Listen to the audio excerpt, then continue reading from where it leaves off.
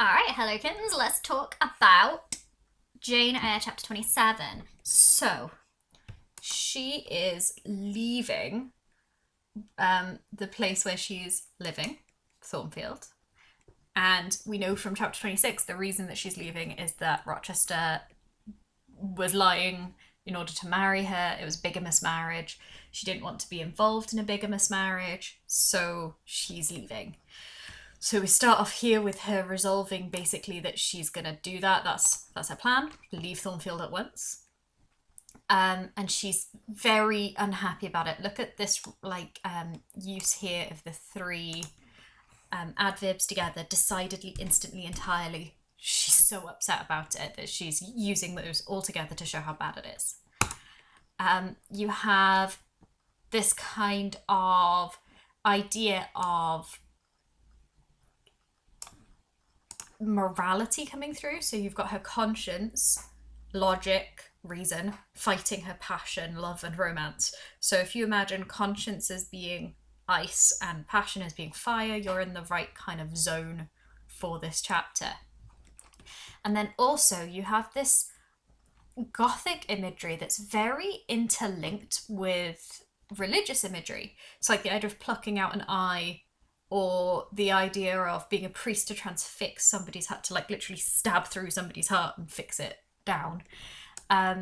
This is this Gothic imagery, and it's the idea that she feels that leaving Rochester behind is a kind of self-torture. So she's really unhappy about that. Then just look at the Gothic imagery here. I think that that's really pretty clear. Let's change highlighter colours just for the Gothic for a minute.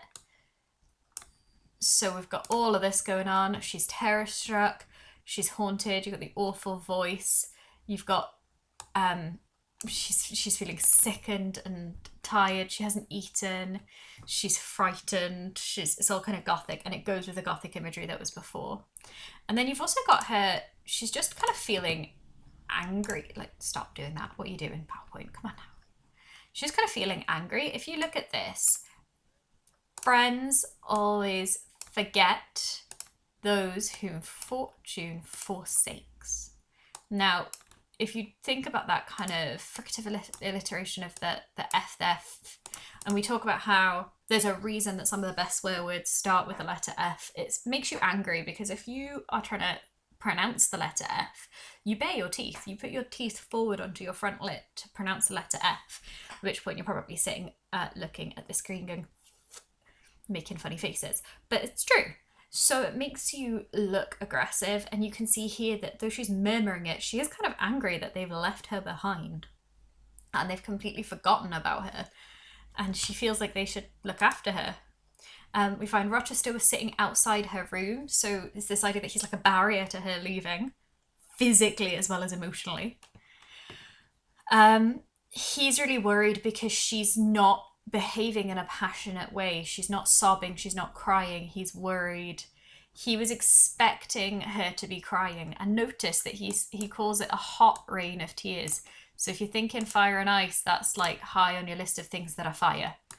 If you're wondering why I'm using all these highlighters, it's because I've just, been inspired by Katie, because she uses a lot of highlighters. And then you've got this kind of Gothic imagery, like weeping blood going on there. It's really kind of spooky and Gothic and disturbing.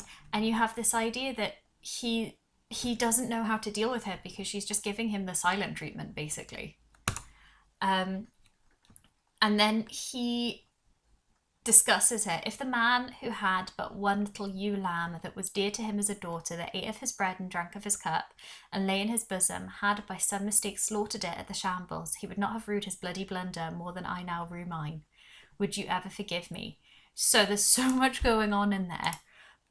But I guess you could argue he's diminishing her, right? Because first of all, you've got the word little, and second of all, you've got the word lamb, so it's a baby.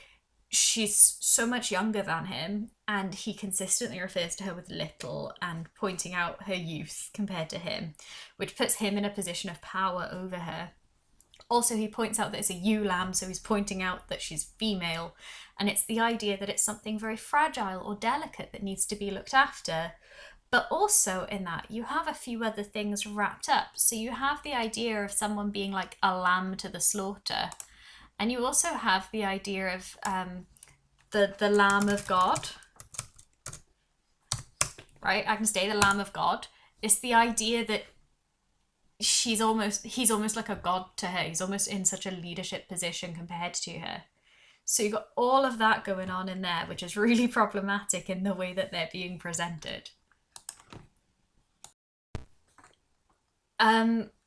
Now, here, look, she forgives him straight away, and you've got that kind of fourth wall breaking thing where she speaks directly to the reader. And then you've got the whole gendered issue here. So there's such a manly energy in his manner, is sort of suggesting that that is what has attracted her to forgive him. And then here he specifically try again. Here he specifically says to her to just tell him the truth really honestly and really quickly and not to spare his feelings. And obviously we see that come through later on. Do you think the ugly Jane? So that's worth kind of considering and worth kind of thinking about. So she is carried downstairs by Rochester. So again, it's this quite sort of childlike way that she's presented, and suggests that different power dynamic between them, because he literally bears her, he literally carries her downstairs. And if you think about being carried by someone, you're affording that person a lot of power over you, because they could just throw you or whatever. You couldn't do anything about it. But then here, what's really interesting, you've got some fire and ice, look. So that's always fun. We love a bit of fire and ice. So right, I'm just going to leave these in because I'd do this in lesson. That's fine. Felt the reviving warmth of a fire. So Rochester's provided the fire. He's made the fire. And she is the ice. She's icy cold. And so she feels like she's being warmed by him. She's being given passion by him. She's being made less coldly rational by him, and that's literally represented in that kind of image. And then here she wishes she was dead. If I could go out of life now without too sharp a pang, it would be well for me. So she feels so hopeless that she wishes that she would just die so that she doesn't have to leave Rochester. She's so passive though, because she doesn't say that she wishes to hurt Rochester. She doesn't say she wishes to hurt herself. She doesn't move. She doesn't even walk down the stairs herself. She's completely passive. She's just stopped completely. And she does this again later on where she just kind of sits down and waits to die. It's a very Jane move that we see her do a couple of times. And it's the idea that in some ways her passivity is also is almost a strength. Women in literature are often described as being passive. They have things done to them rather than doing things to others. But that's traditionally seen as a negative, as a lack of power. Jane kind of turns that into a power of its own. And you can see that again here, look, he's forever using imperatives. So you can see that idea that he's using that imperative. And she, oh, there you go, change slides, miss. Immediately she obeys him. She kind of then turns away, and we have this idea of nomenclature coming through. The husband of Bertha Mason. So that's who he is now. Oh, for God's sake, why is it doing this? The husband of Bertha Mason. So that's who he is now to her.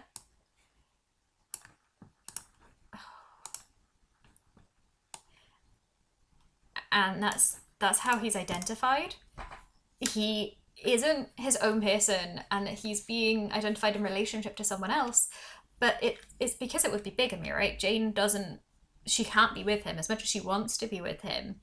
it would be against her morality and against her religion. But it's interesting that that's the way he puts it round. It's not, oh, I know you won't kiss a married man. It's the husband of Bertha Mason. And again, have you noticed that he's called her Bertha Mason, not Bertha Rochester? But in the same sentence, he said he's her husband. So he's still using that naming convention to distance himself from Bertha. And you can see this idea of naming as well. It kind of comes through here. A plotting profligate, a base and low rake. So we've seen him insult Jane before in a sort of playful way, and here instead he's insulting himself, but through what he thinks is Jane's opinion of him. So like a rake is like a man who doesn't have very good morals sexually, and he's describing himself as he thinks she sees him. But we know that's not how she sees him, that the problem for her isn't that he was married, it's that he still is married. The problem for her isn't actually the morality of whether or not it's right to cheat on your partner. The problem for her is the religious morality of that. And then he says at the end here, he's mimicking Jane's voice, but it's a fire and ice thing. That man nearly made me his mistress. I must be ice and rock to him, and ice and rock you will accordingly become. So the idea that she'll be distant, she'll be separate from him. Now, this is really useful to you when we get on to look at St. John Rivers. So I would maybe just even write Rivers or something in my margin to help me remember that I need to come back to this quotation when I'm thinking about him, because that's how he is. But what's interesting is he does say, Rochester, I know you. Now, he does know her because she's absolutely thinking about how to act rather than how to speak to him. So he does show that element. And this idea here, you are scheming to destroy me, is absolutely correct. He knows that she is planning to leave, or that she is planning to separate herself from him. And he is trying to do something to stop that from happening. But she is using the idea that she's being ice and rock, that she's being hard against him. So Jane says, look, I'm going to have to leave. Adele's going to have a new governess. I can't stay and work for you given the personal situation between us. And Rochester says he's settled already the idea that Adele is going to go to school. So he's already worked out what's going to happen with Adele. And he says he doesn't mean to torment her with the hideous associations and recollections of Thornfield Hall. So you got that kind of gothic imagery going on there. And he calls it an accursed place. But then what's interesting is he calls it the Tent of Achan. Now, basically, this is a biblical reference where Achan, he stole some treasure, I think from Jericho, but my biblical history is not too hot. And he hid it under his tent. And then Israelites were really, really mad at him. So I'm pretty sure they stoned him to death, and then they set fire to him. Now, I think what Rochester's trying to say is that Thornfield is the place where he's holding something that he shouldn't have, like the evidence of his crimes. In this case, that would be Bertha in the attic. But that isn't just the only thing. If you think about it, what he's actually done isn't necessarily taking Bertha. Maybe Jane is the real treasure here, because there wasn't any problem with him taking Bertha to Thornfield. She's his wife. The problem is maybe taking Jane, and so Jane is removing that threat, removing that danger from him in an effort to save him. But what's interesting is he describes Thornfield as a narrow stone hell. Now, obviously, hell, it is a pit of fire, right? In terms of the novel, hell is fire and stone. So you've got fire and stones to remind us of what happens to Rochester, because obviously Thornfield is ruined, so the stones happen, and he's damaged by the falling building and by the fire. So this is what happens to him. He's basically foreshadowing his own fate and showing in himself what will happen. The other thing that he does here is he describes Bertha as the one real fiend. But actually, in this story, the fiend in the story of Aachen, the fiend is himself. It would be Rochester rather than Bertha. He consistently describes Bertha as like a devil or as evil, and you could use that here, but maybe actually it's him. He says then he thinks he never should have brought Jane, and he refers to Thornfield Hall as haunted. Now, obviously, you've got that gothic element coming through there, but also he's referring to the fact that it's the haunt of Bertha. Bertha is the one who lives there, which is what ties her into the idea of the fiend. But maybe in a way, it's almost like it's haunted or it's cursed by him. When it's in a cursed place, it's cursed specifically because of his own actions. You have then a little bit of foreshadowing here. I mean, obviously calling her a maniac, talking about the fear that he had of a governess not coming. But then he says, though I possess an old house, Ferndean Manor, even more retired and hidden than this, where I could have lodged her safely enough. Now, that is interesting to us because obviously that is where they go at the end. And look at the name. Because you have Thornfield, it's a field of thorns. It's a dangerous place for Jane to be. And then compare that to Ferndean. It's nice. It's ferns. It's in a forest. It's quite sweet. So you've got that kind of name going through there. And he says he was worried that it was an unhealthy place, that he didn't want to go. But actually, it turns out to be the healthy place that they live really comfortably later on. But he describes it as damp. So maybe it's this idea that he is fire and he feels that a damp place would be unhealthy at the moment because he hasn't yet tempered himself enough to deal with it. And then he says, actually, maybe, even though I hate Bertha, I would have felt too bad to kill her, even accidentally, because that's not kind of the right thing to do. That's not the morally right thing to do. And it shows that Rochester does think about the morality of his actions, even if his opinion of what is a moral action does not agree with Jane's opinion of what is a moral action. He again describes Bertha as like a demon. Vicinage just means... All right, thanks, Laurie. Vicinage just means things that are nearby to something. And then he says, no, it's fine. We'll go away from it. Now look at this. This is really interesting. My wife, as you term that fearful hag. And can you see how he's, it's italicized. I mean, obviously that's actually Bronte italicizing it. He's not speaking in italics. People don't have speech bubbles. That would be weird. But it's the idea that emphasis is put on that. My wife, as you term her.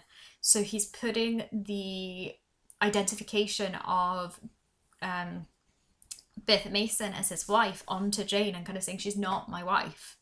The implication there is he doesn't consider her to be his wife. And if he doesn't consider himself married, his argument is effectively, is he really married? Is it really bigamy if you don't consider yourself married to the person you're married to? Jane's argument is basically yes, because the law and God still consider them to be married.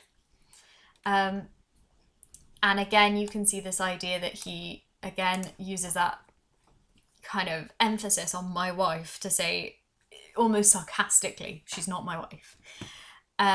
Prompted by her familiar to burn people in their beds at night. The idea of a familiar is Gothic. He's describing her as a witch, so witches traditionally were seen to have familiars. So you've got that element going on. And then the behaviour that he ascribes to her is all stuff we've actually seen her do. She burns people in their beds, she stabs people, and she bites their flesh from their bones. It's a very bold statement of the way that she's actually behaved. So you can see why there's a problem. But Jane says it's not her fault that she's mad. Why are you being horrible? He then describes Jane, and again, you've got the idea of nomenclature there.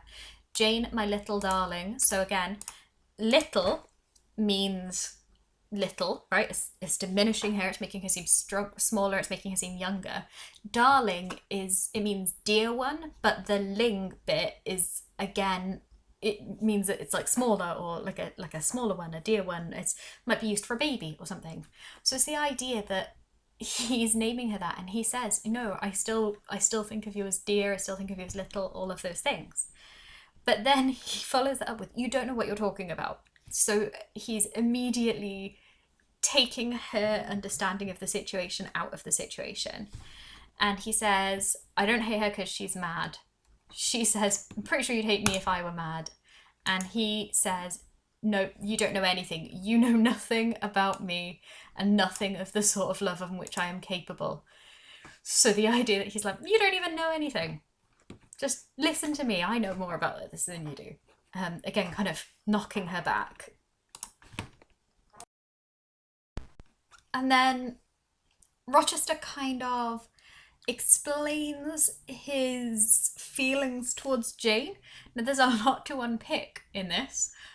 So he says, if you were crazy, I'd still love you. It's kind of a short version of this. But what he says is, every atom of your flesh is as dear to me as my own. But it's interesting that he brings up this idea of ownership, because then he says, your mind is my treasure. Now, depending on the essay you're writing, depends on how you're going to take this. Because if you wanted to write about how Jane Eyre is a feminist novel, you could argue that the reason that Rochester loves Jane is for her mind rather than for her looks, and that's seen as a very kind of positive feminist slant. But if you are not writing that kind of essay, you're writing the kind of essay where you're talking about Rochester being problematic, you might want to talk about the fact that he describes her mind as his treasure. So you've got this possessive my there, and the word treasure, which brings us back to Echen earlier, and the idea that she's been taken when she shouldn't have been. So it's this idea that, you know, he is cursing them both by treasuring her, by treating her as an object, as a treasure, rather than as a person. But then he treats her as a person because he cares about her mind. So this is complicated, and you can use that complexity in some ways. As much as it's complicated, that makes it nicer for you, because it means that you've got more to grab onto as you start to respond to it. And then he talks about how he would treat Jane so much better than he treated Bertha. So he would see her as charming still, even if she flew at him wildly. He would hug her rather than like restraining her. He wouldn't be disgusted by her. He would look after her and nurse her, and he would look after her consistently. Now, this is interesting. I could hang over you with untied tenderness, you gave me no smile in return, because Jane does this for Rochester later on. Jane becomes Rochester's nurse when Rochester's blind and unable to look after himself, and clearly very mentally unwell. He's clearly not okay following how injured he's been in that fire. Jane is the one who stays with him and looks after him, so she flips that on him, and she becomes the nurse. She becomes the one who's the watcher, who's looking after him. So that's just kind of interesting in terms of the end of the novel. And he says, no, it's fine. Look, we're not even going to think of that. It's okay. Interesting, this part, right? Never weary of gazing into your eyes, though they no longer had a ray of recognition for me, because obviously Rochester's eyes don't recognise Jane because he goes blind. So it's just really heavy-handed on the foreshadowing. But then he says, it's okay. Look, tomorrow you're going to go from Thornfield. Again, yes, she is, but not with him, because she doesn't want to go with him. She that she can't go with him. Her concern isn't Thornfield, her concern is that it would be wrong for Rochester to marry her. But he says, it's okay, look, I've got a safe place that we can go to and we can be away. Jane, again, consistently shows care for Adele. She doesn't want Adele sent to school. And if you think about Jane's own experiences at school, you can see why she wouldn't want that for Adele. Although later on Adele does go to school, Jane is very particular about the school that she chooses for Adele, because she wants to make sure that she's happy. Rochester doesn't claim Adele as his own child. He calls her a French dancer's bastard. Now, earlier we weren't sure if she was his or not his, because earlier he claimed that Celine Varens had born Adele to him, so we're not quite sure what's going on, but there, he's not claiming her. And Rochester thinks that Jane has misunderstood him and that she thinks that she's being sent away, but then he realizes at this point that she does understand him, but that she's not going with him. She fixes her eyes on the fire and ice, and just kind of waits for him. She's very calm. She's being ice as much as he's being fire. And then he describes it as a hitch in her character, not for the hitch in Jane's character, as though she's suddenly got a problem. And then he says, look, it's fine, I always knew we were going to come to a puzzle, she's difficult. Then he says, I long to exert a fraction of Samson's strength. Again, he's using those references, but he, again, kind of damns himself because Samson is betrayed by Delilah, and ultimately he feels betrayed by Jane here when she leaves him. You have this difference then between reason and violence, and reason is like ice, violence is like fire, reason is like calm or indifference, violence is like love. So you've got those two things kind of running with each other there. I think this quotation is really useful if you want to talk about generally how Rochester behaves towards Jane. And then she sees the way that he behaves, but then if you look, she feels secure in the way that she behaves. She feels strong, calm. She has a clear idea of her own identity. And then she again pulls up this idea of reasonable or unreasonable. She'll hear either way. You also have the idea of race starting to come through in the way that she behaves there. If you think about how they speak about Bertha, you can see that there are some very Victorian ideas of race that are being used. Jane finally shows emotion, so she starts crying, and he is upset by this. He wants to help her, he wants to fix it. And she says she can't calm down while he's being in such a passion, and he says that he's not angry. And interestingly, he describes her face as being steeled with a resolute frozen look. So fire and ice, she's being described as being hard and cold. Steel is hard and cold. Frozen, hard and cold like ice. And that's what's upset him. And then she continues with that behaviour. I would not permit it. Here, and then here, just the word no after the colon is very short and sharp, but it's showing the idea that she's resisting. She's gonna have the last word. She's not going to give in to what he wants from her. For a second then, Rochester starts to almost compare Jane to Blanche Ingram because he's horrified. He thinks that he isn't loved anymore because she can't marry him.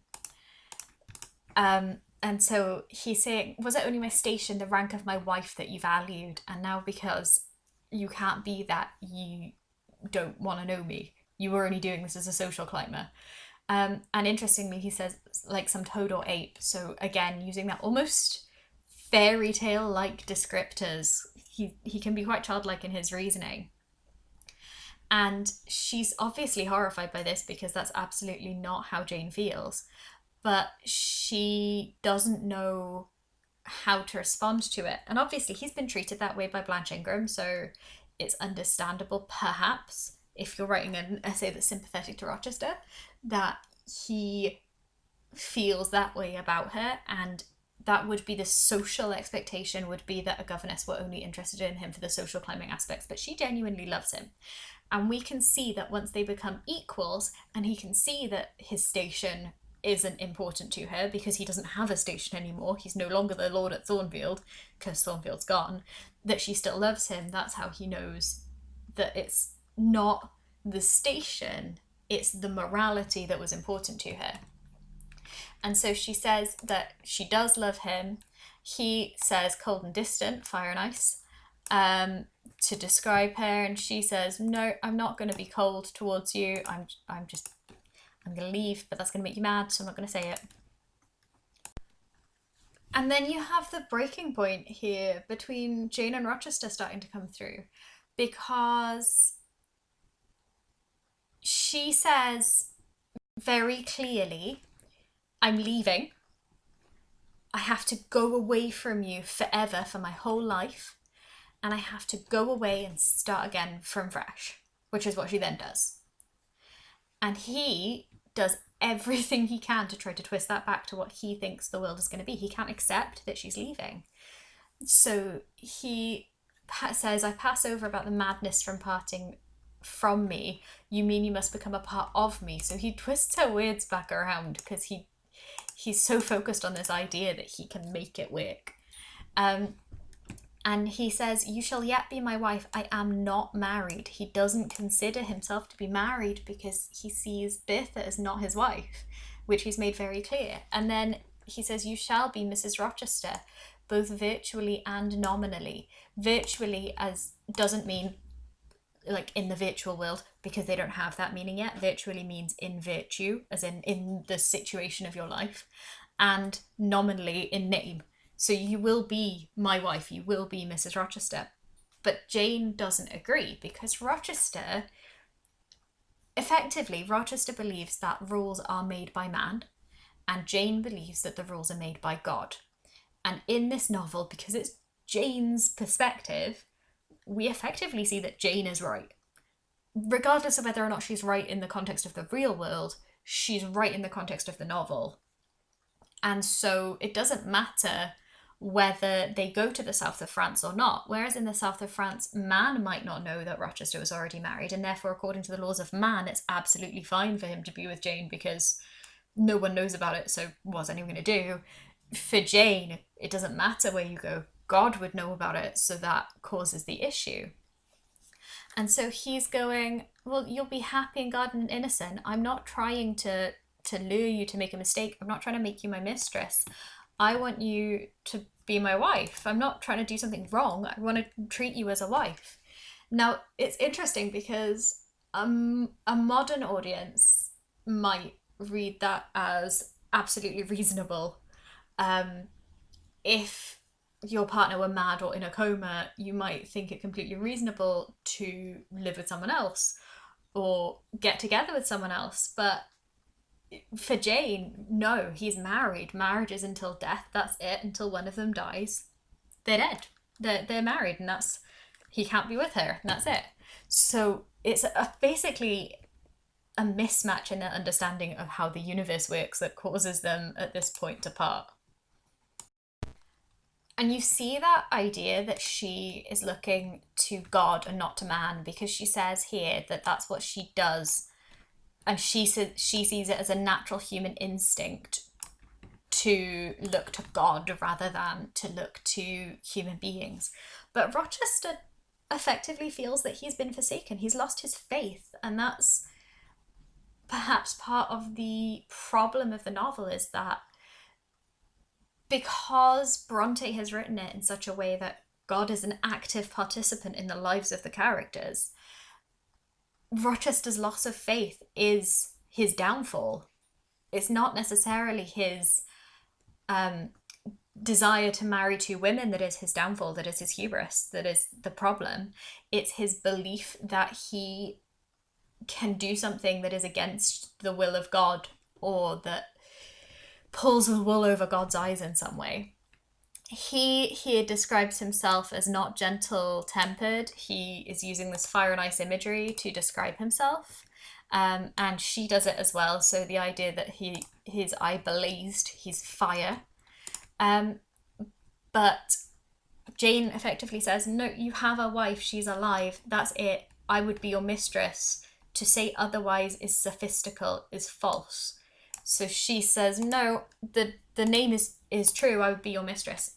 Sophistry is like the bending or manipulating of the facts to make them seem how you want them to seem. So the sophists were seen as people who were like, they were like politicians. They twisted the facts to seem how they wanted them to seem. Rochester still seems to think that the problem between himself and Jane is a problem of Jane's understanding rather than a problem where they have different moral reference points. So he says he's a fool and thinks that he's just forgotten to give her the relevant information, and that's why she doesn't understand. So he thinks that if he teaches her and gives her more information, then she'll be able to understand the situation that he's in. Now, obviously, that puts him again in that position of power. He's using his age above her, but also he really thinks that she just doesn't understand. She's very patient. Again, you have that fire and ice imagery though as well, the infernal union, because obviously infernal, hellish, but also an inferno is hell. And he describes his father as avaricious and grasping, so he's setting up the information for her, and it's kind of, he's explaining to her, and you've got all these questions to kind of ascertain how much she understands. It's very much a teacher-student mentality rather than.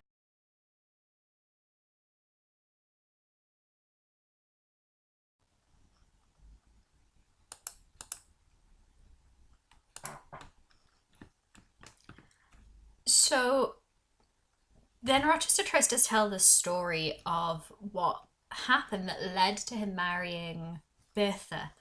I think the purpose behind it is to try to bring Jane around to his point of view on the subject. So effectively, just points out the idea that Bertha Mason was from a really wealthy family, and that was the reason that his father wanted them to marry. But here he says he was sent out there to marry her, even though he'd never even met her. And then he was told that she was the boast of Spanish Town for her beauty, and this was no lie. So she was very beautiful. He does compare her to Blanche Ingram, so tacitly also admitting that Blanche Ingram is really beautiful. Tall, dark, and majestic. Now this is, oh, for goodness sake, PowerPoint. This is one of the few nice things that he says about her, so it's worth having as a quotation. They wanted him because he was of a good race. Now you have that, partly could be that Victorian racism pulling in there, but also partly could be the idea that instead of a good, the word race comes from the French racine, it means roots, right? So when we talk about races of people, they're talking about where their roots are. So like where their genetics are from. If you think about it, you get, your race is inherited, right? You get your race from your parents. And so it used to be used, and really isn't anymore, but in the past it did used to be used as like another word for lineage or family background, and not necessarily race as we use it today to mean like actual race. And he talks about how he never really spoke to her before she was there. He describes himself as being dazzled. You can be dazzled by fire, so I guess you could argue that that's fire and ice, but also it's the idea that he felt that he was not suitable. And he talks interestingly about the prurience, the rashness, the blindness of youth. But actually, he's also pointed out time and time again that Jane is rash that Jane is youthful, but she's certainly not rash, and she's certainly not blind or prurient, right? She knows what she's doing, and he's almost doing the same thing to Jane that was done to him with Bertha. He talks about he didn't respect himself for marrying Bertha. So you have the idea of how he feels about it now, the idea that he's maybe on the path to improving himself and to becoming a better man. And you also have the idea that he was looking for virtues in the person that he wanted to marry, but he hadn't found any of those. He finds those in Jane. So he was looking for modesty. Well, Jane's modest. She's never saying she's good at anything. Benevolence, because she's kind. She wants to look after children. Candor. She's always very honest, to the point where it's actually problematic for her sometimes. She's refined, right? But instead, that's not what Bertha was. So that kind of highlights that.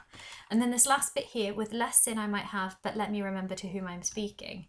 He doesn't say, he breaks off there, so we don't know what he thinks would have been less sinful than marrying Bertha, but the fact that he breaks off when he's speaking to Jane suggests that maybe what he's saying is like, with less sin I might have just, taken a lover, taken a mistress or something, but he didn't. So it could be anything. And I think leaving the ending off is intentional by Bronte, because A, it means that the novel doesn't just immediately get censored, and B, what it means is that we imagine what he would have said, and whatever you imagine is going to be way worse than whatever she came up with, so it makes it seem more problematic. It makes it seem like he might have done something worse. And Rochester kind of tries to absolve himself of guilt by making this someone else's fault. So he talks about the plot that his father and his brother had against him. And I guess you could argue that the idea there is that he's making it out to be their fault because they didn't give him all of the information about Bertha before he married her. So he feels that he doesn't have respect for himself because he didn't maybe stick up for himself, but he still sees himself as the victim of the situation. But he says that he wouldn't have held the way that his brother and his father, or even the way that her mother was sort of used against him, he wouldn't have held that against her. So it says here, he wouldn't have made it a subject of reproach to her. He wouldn't have made that her problem, even though he found her wholly alien to him. So she was completely different to him. And he found her cast of mind common, low, narrow, and singularly incapable of being led to anything higher. So he specifically couldn't value her for her mind. And I think if you compare this to the way he treats Jane and the way he feels of Jane, you can see maybe a little bit more clearly why he likes Jane so much. So Jane is the opposite. Jane's mind to him is a treasure. He specifically decides that he likes Jane because of the way that she speaks to him and because of the way that she behaves towards him. He doesn't kind of hold this against her. He tries his best, even though he says that she's difficult. And she's not just stupid and not fun to be around, but she's also very unpleasant. So he talks about how the servants wouldn't bear the continued outbreaks of her violent and unreasonable temper. So it's doing that thing again that it likes to do. So he feels that she's got an unreasonable temper, a violent and unreasonable temper. And he also feels that she's absurd, contradictory, and exacting in her orders towards them. So these are the problems with her. The problems with her, the reasons why she is difficult for him. She's got a bad temper, according to Rochester. But I mean, temper's subjective. She's got, she's not very nice to the servants, according to Rochester. But again, we don't know this. We've only got Rochester's view. He tries to keep it secret and tries to hide the hatred he feels for her. He tries to stay restrained about it. He says he won't trouble her with the details because they're abominable, so we're not sure whether he's leaving those details out. And again, this is going to depend on the way that you're viewing Rochester for the essay that you're writing. If you're viewing Rochester as a super nice guy who, you know, has had this horrible marriage, then you probably feel that Rochester really is trying to spare Jane's feelings. If you feel like Rochester is kind of a manipulative guy, then you might feel that Rochester is intentionally skimming over the details to make himself look better. He says that he lived with her for 4 years as his actual wife. Obviously, it's been a lot longer that he's lived where she's been his wife, but they lived together as man and wife for 4 years. And he says that she had a lot of vices. Her vices sprang up fast and rank. They were so strong, only cruelty would check them, and I would not use cruelty. So we saw earlier that he wouldn't hit her, and when he restrained her, he was very careful not to hurt her. He was forceful, but not forceful in a way that would cause her injury. He also told Mason, I would as soon hit a woman. He, as in saying, no, obviously I wouldn't hurt a woman. So it's the idea that he won't be cruel towards Bertha, but also he doesn't tell us what her vices were. Alright, well, we could just skip pages, whatever.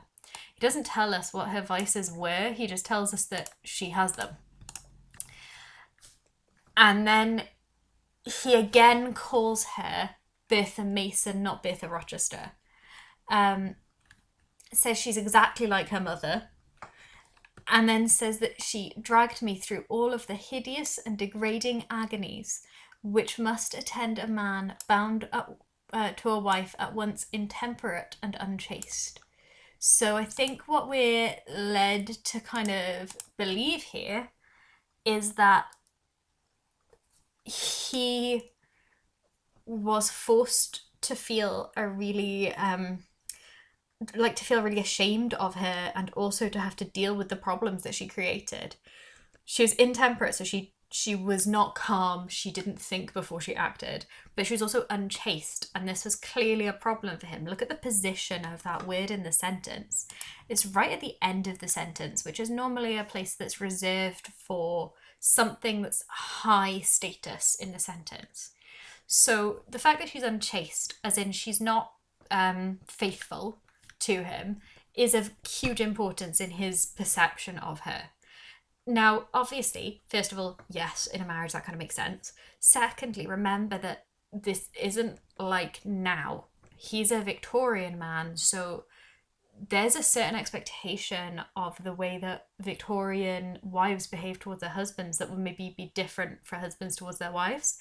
But that was a societal norm, it was accepted.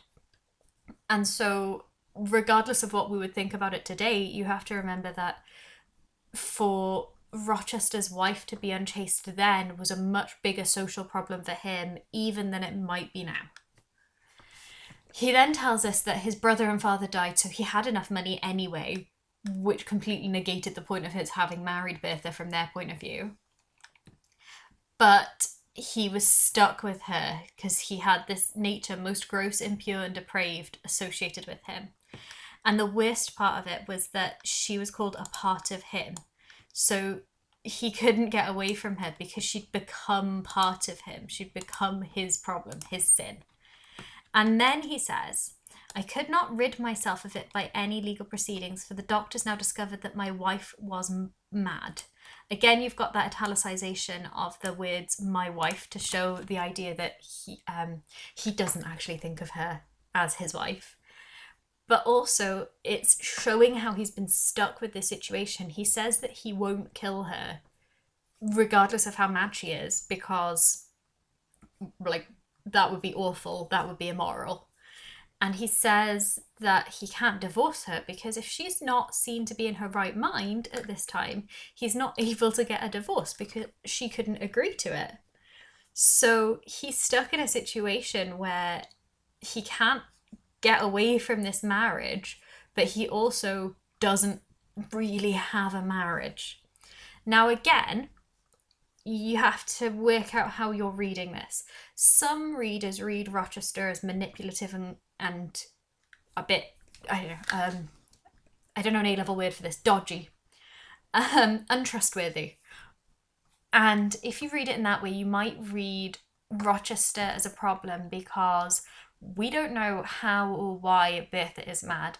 Very commonly, madness was diagnosed in Victorian women who were totally fine. They were just a bit grumpy or not interested in their husband's boring conversation or whatever. And they were just diagnosed as being mad. Women who read too many books were often diagnosed as being mad. And so it's hard to say whether or not she was originally mad, even if she is mad now, because in fairness, being locked up in an attic for years upon years would probably do that to you. Even if she is mad now, we don't know if she was then. But assuming that she was mad, I think that creates a much more sympathetic reading for Rochester, because he didn't know the situation when he went into it and then had absolutely no means to fix it afterwards. And so has created the means himself to fix it afterwards in order to make all of them as happy as they can reasonably be. If you read it as she is genuinely mad, then the fact that he's kept her in his attic actually stops being a slightly weird thing to do that makes you really question him, and instead twists it so that he's really kind and doing the best that he can, because at the time mental institutions were absolutely horrific. Patients were often used as subjects for experimentation, and the death rate in the mental institutions was insanely high because the hygiene was so bad. So in that way, he's saved her.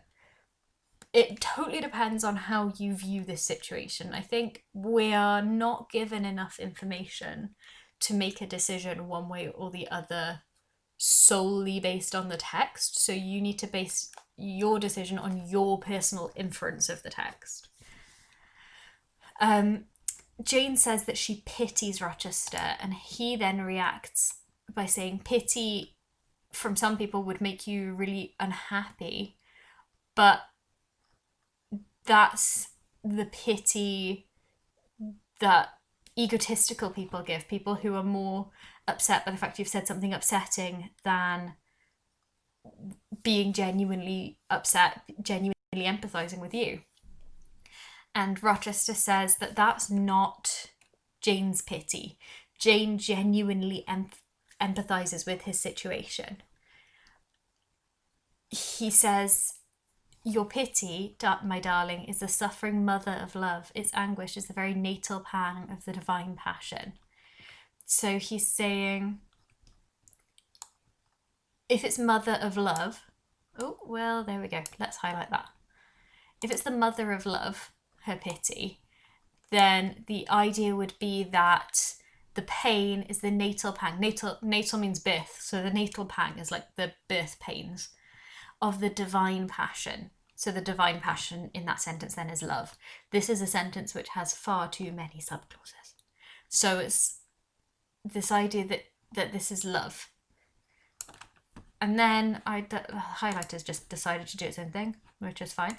Then he says, "I accept it, let the daughter have free advent." Well, now, if it's the mother of love, then the daughter of her pity is love. So he's saying, let me have your love. She wasn't necessarily offering that. There we go. Now, sir, proceed. What did you do when you found she was mad?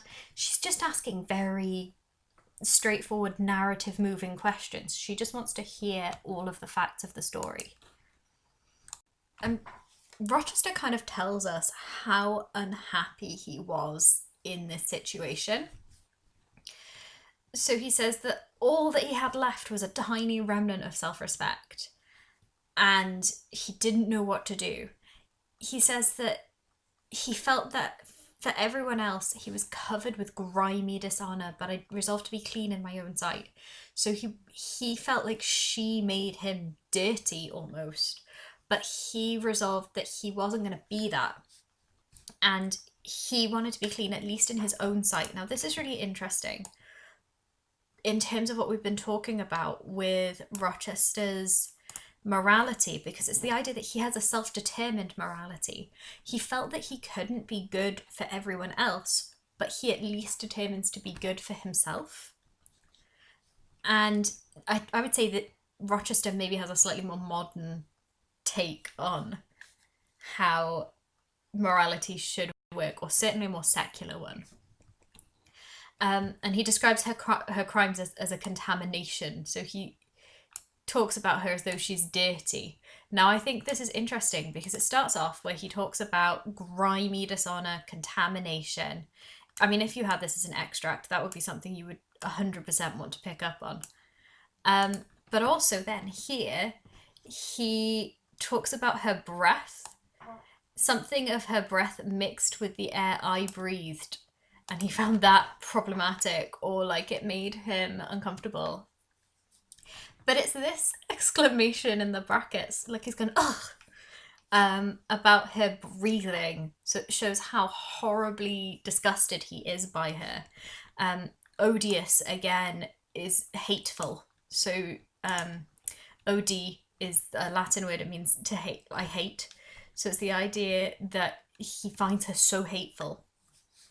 But also, he says, while she's alive, he knows, he says here, I knew that while she lived, I could never be the husband of another and better wife.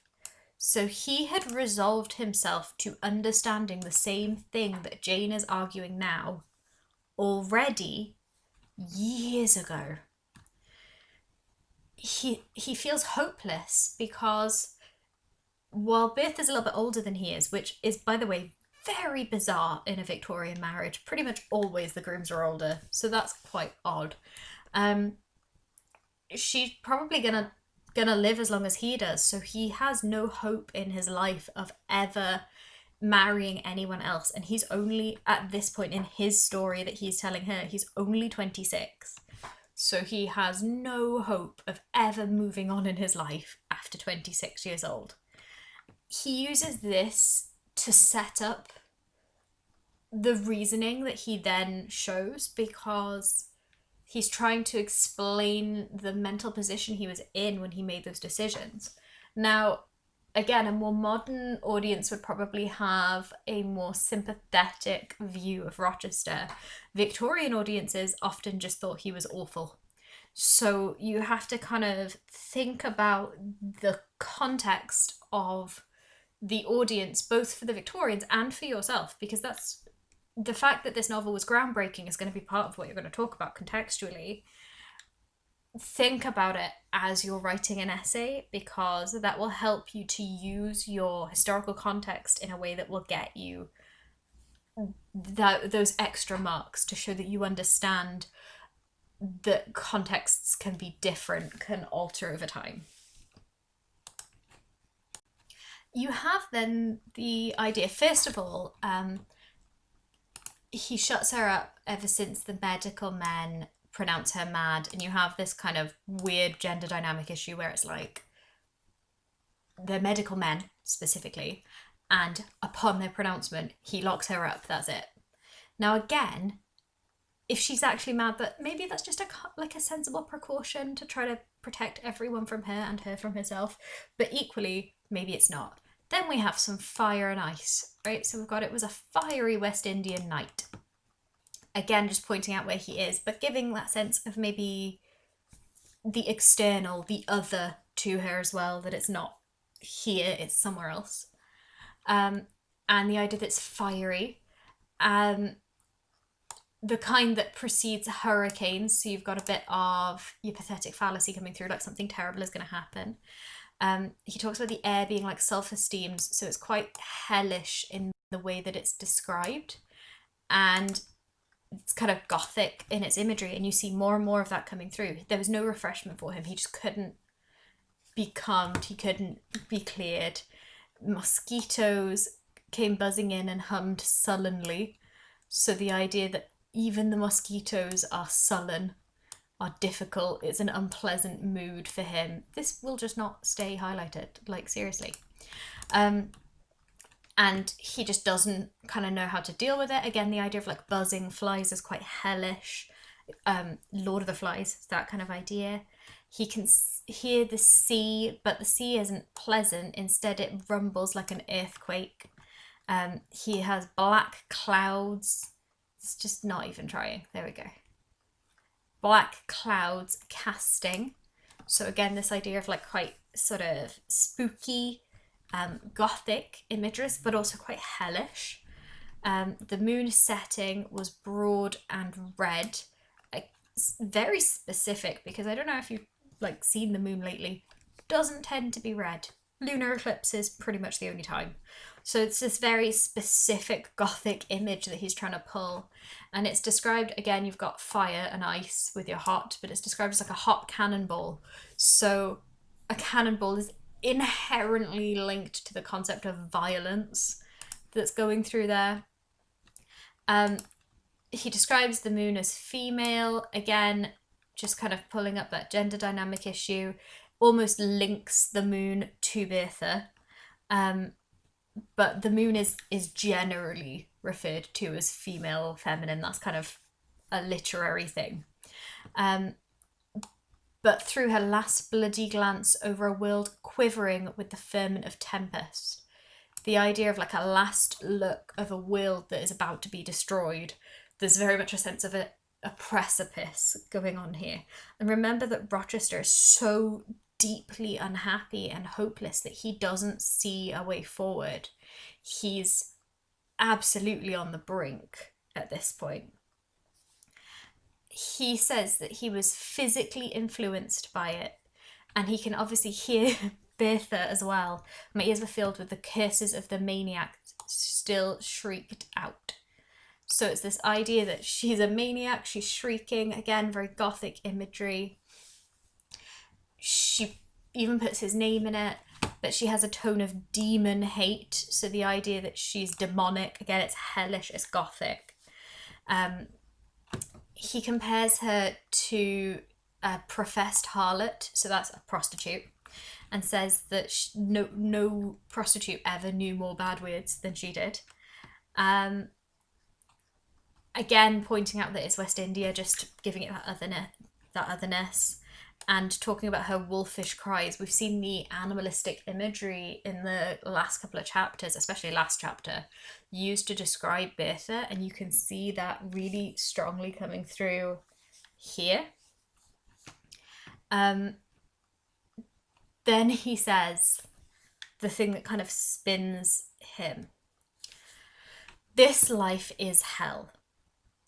So he's just said, no, it's hell. Those are the sounds of the bottomless pit. So he's saying that this is the air of hell. This is the sound of hell. It's hell. Now, again, it's interesting that he calls it the bottomless pit. Again, picking up on that idea of when Jane was asked, what is hell? And she said it is a pit of fire. Because Rochester then takes his own move. He says, I have a right to deliver myself from it if I can. So he feels that he has the right to make himself safe from it. He has a personal power. And can you see how it's reflexive with an X? Deliver myself. It's a reflexive use of the verb. Now, the idea with that is that Rochester feels that he has been forsaken, whereas Jane trusts in God and believes that God will help her. Rochester believes that he is going to have to make his own rules and his own laws, because the rules and laws of the society and the rules of laws of the religion have led him to be in the situation that he is in. He talks loads of gothic imagery, sufferings, mortal state, heavy flesh. But then he says, of the fanatics burning eternity, fire and ice, the fanatics burning eternity, I have no fear. There is not a future state worse than this present one. Let me break away and go home to God. Now, we see Jane express very similar feelings literally in the beginning of this chapter. When she remember she's like, it'd be fine if I just died right now. That would be okay. That would save a lot of problems.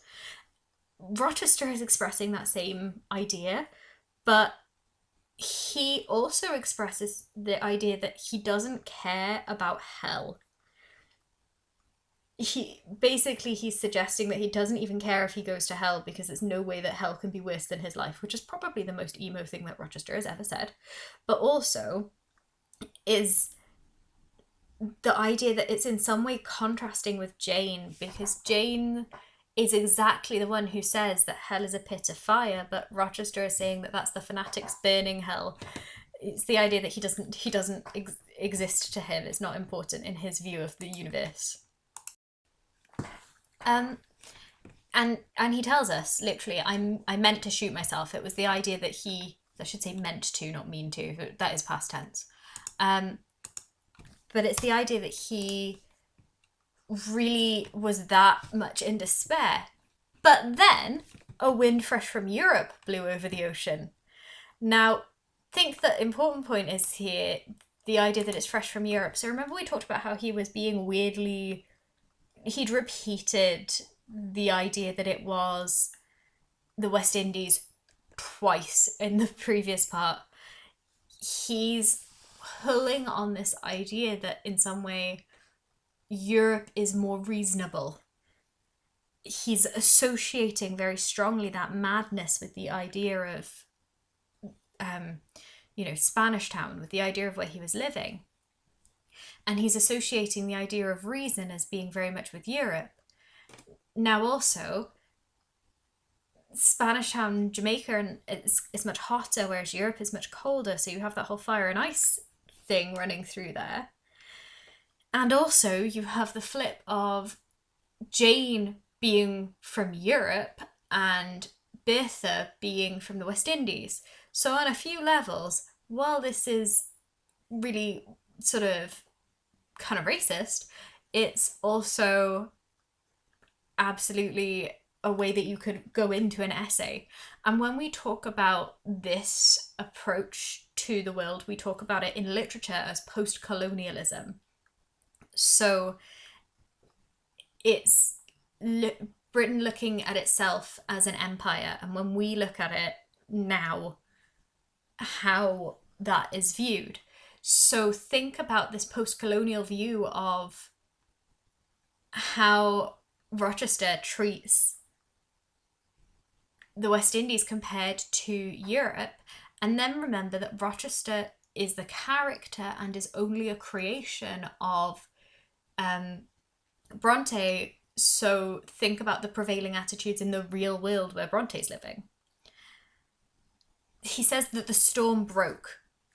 Thunder streamed, thunder blazed. So the moment was past, right? The tension went.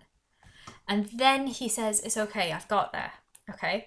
I reasoned thus, Jane, and now listen, for it was true wisdom that consoled me in that hour and showed me the right path to follow. So he's saying he worked it out, he reasoned it, he got there by his reason. Now, Jane doesn't get there by her reason. Jane doesn't work things out to get to her point. Jane uses a base of faith and trust and religious conviction. But Rochester has managed to reason his way out of really deeply a personal crisis. And he explains his reasoning to Jane in part so that she can understand why he thinks that he's not married. Really, actually, in any meaningful way. So again, that imagery of the wind from Europe as being a sweet wind from Europe, as being in some way his salvation, is there, refreshing him, and he feels hope again. He kind of basically comes up with the idea of just run away and don't tell anyone what happened. But here he says, that woman who has abused you, sullied your name, outraged your honour, is not your wife, nor are you her husband. So he's come to the conclusion that he's not married. So that's fine. He doesn't do this without obligation to her. So he says he feels that he needs to care for her as her condition demands, but he thinks that that is all that God and humanity require of you. So he feels that how can God expect more of him than to care for her? He certainly can't expect them to be married, and this is kind of the problem with God not, speaking up a bit more in this novel, because it means that he doesn't necessarily know. I say that, although actually a lot of the foreshadowing would suggest that God just does speak up. He just happens to tend to speak up by burning people's houses down. And then it's the idea that he doesn't feel that he needs to be with her, place her in safety and comfort, shelter her degradation with secrecy, and leave her. The idea that he feels that in some way maybe he's caring for her by leaving her where she is, but also he's caring for himself. In order to give either of them any modicum of happiness, he feels that this is the only way forward. And again, it depends on how you read Bertha's madness. If Bertha was totally mad as Rochester's saying she is, then this seems like a pretty sound argument. If Bertha was just a bit annoying, this becomes less of a sound argument. So it depends which way around you want to play it. Now, what's interesting is he basically tells us that that's what he concluded, but also that his father had already known about the situation and had kept it quiet, and Rochester, as soon as he found out that there was something wrong, had asked to keep the marriage quiet, so there was already an element of secrecy in the marriage. So he then he explains what happened when he went to England with her, and he just uses this type of language to describe her. So he describes her as a monster, it's all quite gothic, lodges her in the room, whose secret inner cabinet she has now for 10 years made a wild beast den. So he says, look, she's been locked up for 10 years. Again, a goblin's cell. So do you remember Jane kind of said that she heard goblin laughter? There's been this idea of sort of almost a fairy tale problem, and he's using the same idea now. He uses that word cell as well, suggesting this kind of enclosure or the place that she's kept captive. He says that he needed an attendant that he could trust, and then he says her ravings would inevitably betray my secret. Besides, she had lucid intervals of days, sometimes weeks, which she filled up with abuse of me. Now, this is where it gets interesting, because if she's lucid, that means not being mad, for days and sometimes weeks, and he still keeps her locked up, then surely it's pretty unsurprising that she abuses him. If you imagine that someone locked you in an attic room for 10 years, we've been on lockdown for a few weeks, still allowed outside, and I'm already like, if someone had done this on purpose, I'd be real mad.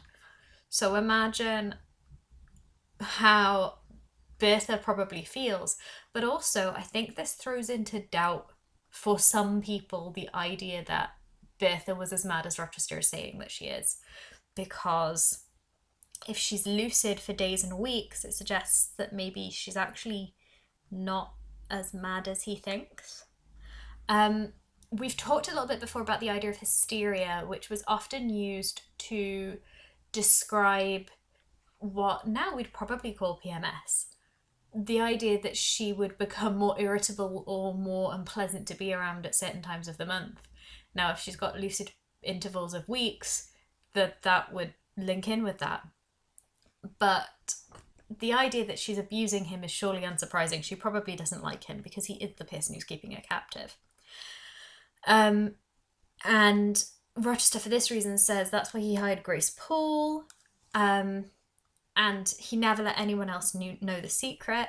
He does say here, Mrs. Fairfax may indeed have suspected something. Do you remember when Mrs. Fairfax said to Jane to distrust herself as well as him, so to keep herself safe as well as Rochester. And you can see that that same idea is maybe hinted at a bit here, that Mrs. Fairfax knew there was something up. She might not have known what was up, so she couldn't warn Jane, but she probably knew there was something up. But she has a fault of her own of which nothing can cure her. She's an alcoholic and she drinks, and that's why Bertha is able to get out. So then he says the lunatic is both cunning and malignant. So the choice of words that he uses to describe her makes her sound like an enemy, right? Lunatic, mad, but also lunatic comes from luna, which means the moon, because the idea was that lunatics were mad because of the cycle of the moon. It's the same root of where the myth of werewolves come from. The idea that the full moon causes people to be mad. She's both cunning and malignant. So she's cunning and bad, nasty, horrible. So she's being set up as an enemy in the way that he's describing her. But also, by calling her the lunatic, he's dehumanizing her, because he's not presenting her as the poor mad girl that I locked in the attic. He's making her seem awful.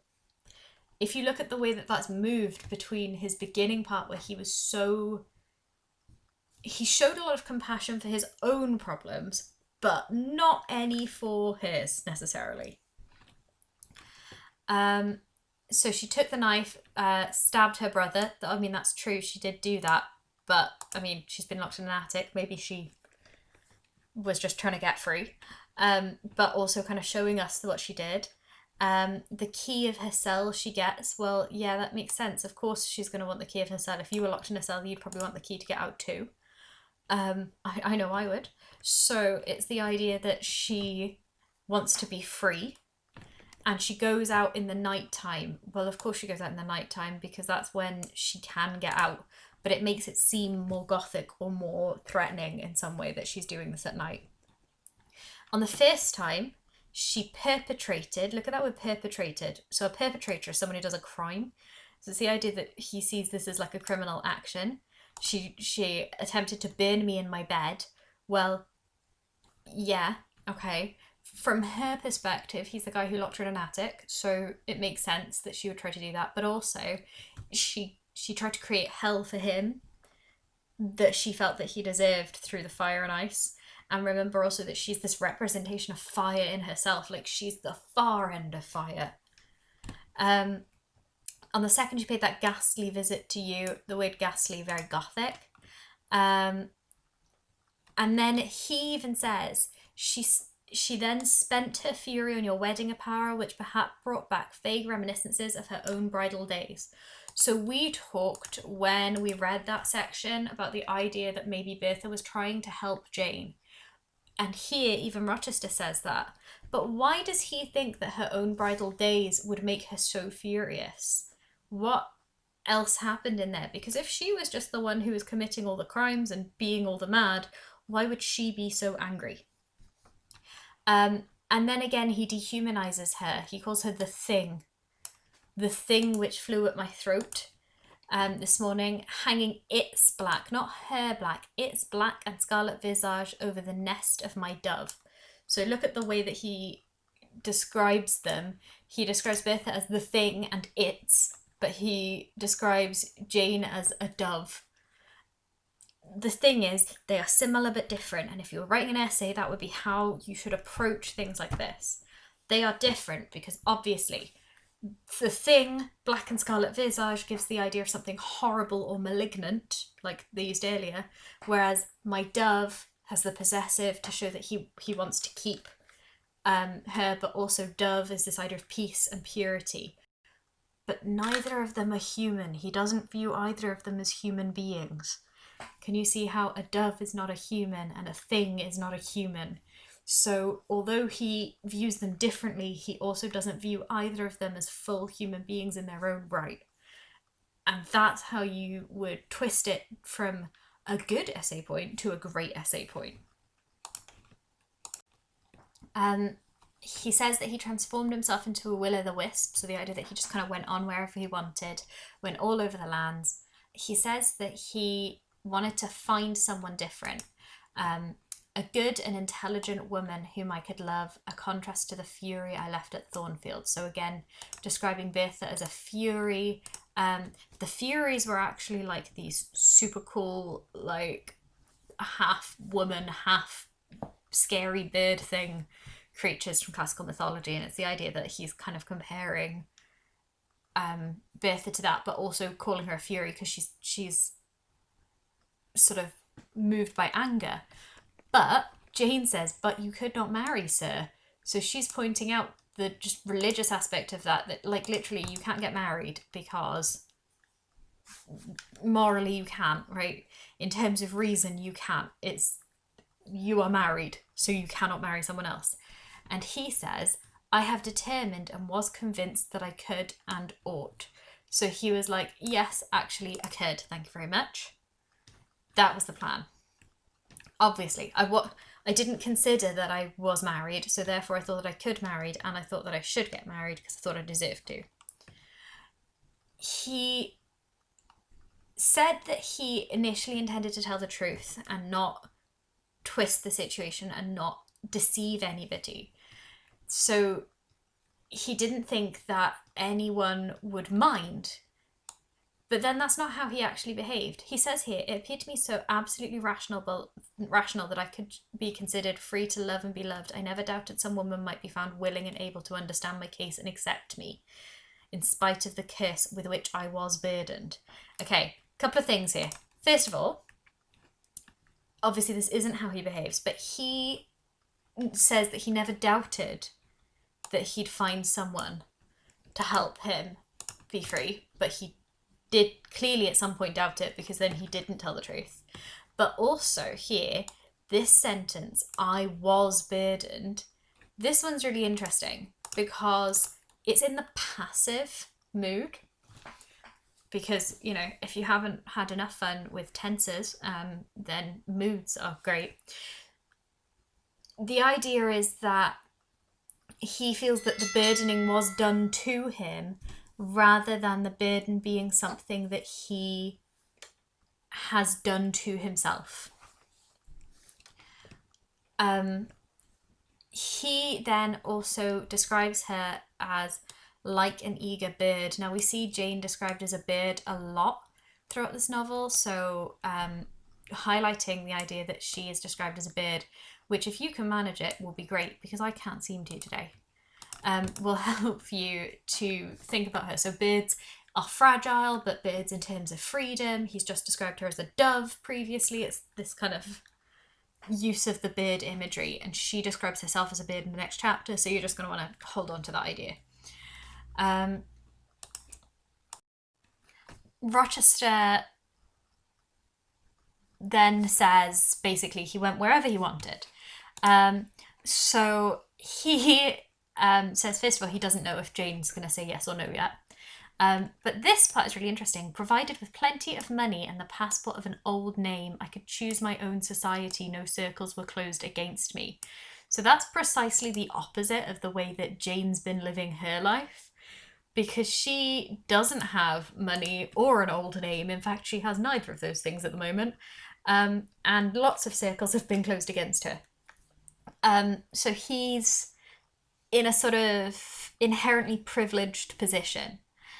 It's the whole class issue, and you can see that class coming through more here when he talks about the English ladies, French countesses, Italian signoras, right? So he goes through this list.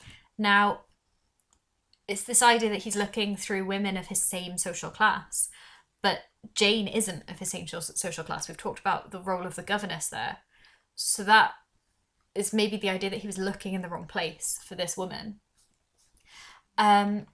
He specifically was looking for the antipodes, so antipodes means opposite, the antipodes of the Creole. So he wants someone that's completely opposite to the Creole, which is Bertha. Again, if you're talking about race or a post-colonial reading of the novel, the fact that he calls her the Creole is quite useful. The fact that he calls her the Creole is the reason why so many people, when they read the novel, read Bertha as black or at least not as white.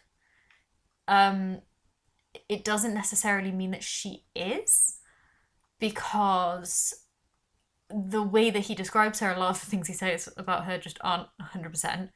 And he tries to paint her in the least favourable light possible. And for the Victorian audience, perhaps the less favourable light would be for her to be black. But it's useful to you in terms of writing an essay. Um,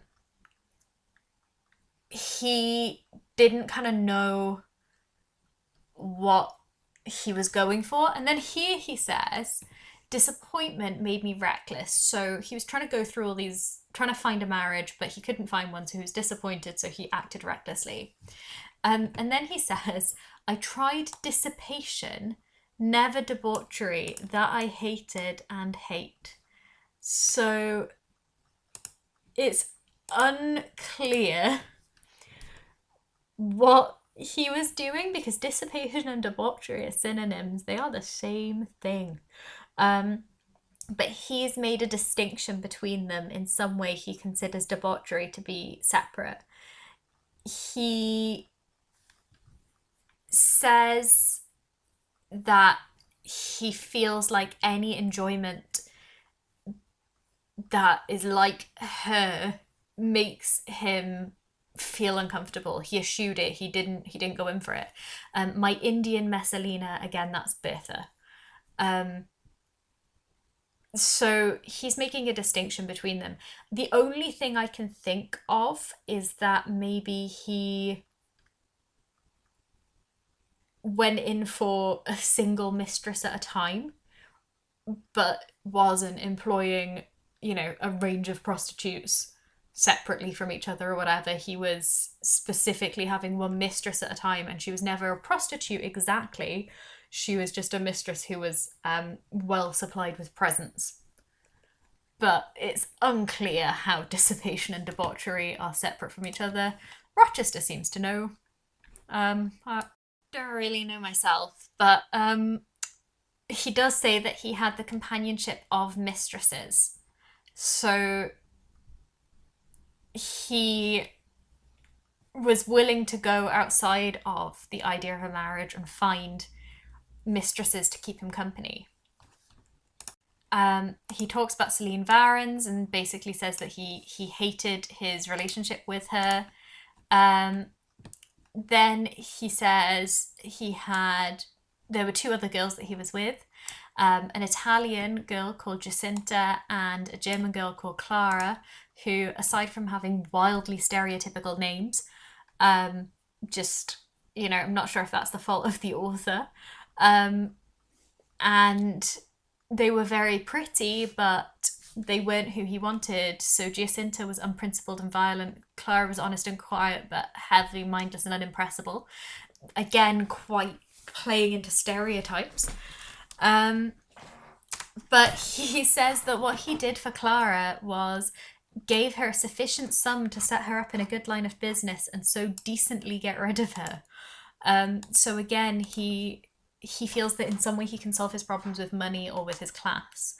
But he then kind of feels that Jane doesn't have the best impression of him.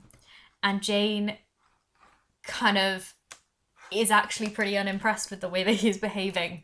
She talks about the idea that he was living with one mistress and then another. Bear in mind, this is Jane, who has never in her... I mean, she's only like 19 at this point, but she's also never in her life had no relationship at all. So for him to be talking about all of the women on his round trip of Europe, it's quite a contrast to the way that she's lived her life. Jane then kind of comes to a conclusion based on his behaviour. So Rochester says to her that it was grovelling, and then this part I think is a great quotation. Hiring a mistress is the next worst thing to buying a slave. Both are often by nature and always by position inferior, and to live familiarly with inferiors is degrading. Now here's why this is so handy as a quotation to talk about.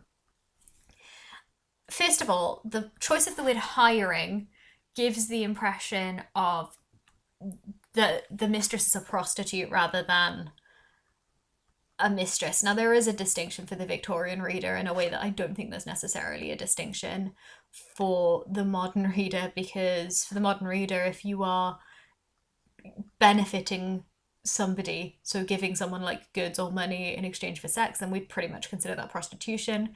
But in the Victorian era, that wasn't necessarily entirely how it was viewed. There were kind of like two classes of it. Um, but also, he considers it as almost like buying a slave. So, in terms of the post colonial view, he sees the idea that slavery is wrong, but not necessarily because he thinks it's unkind, but because he sees slaves as inferior. So, it's this whole kind of weird view going on there.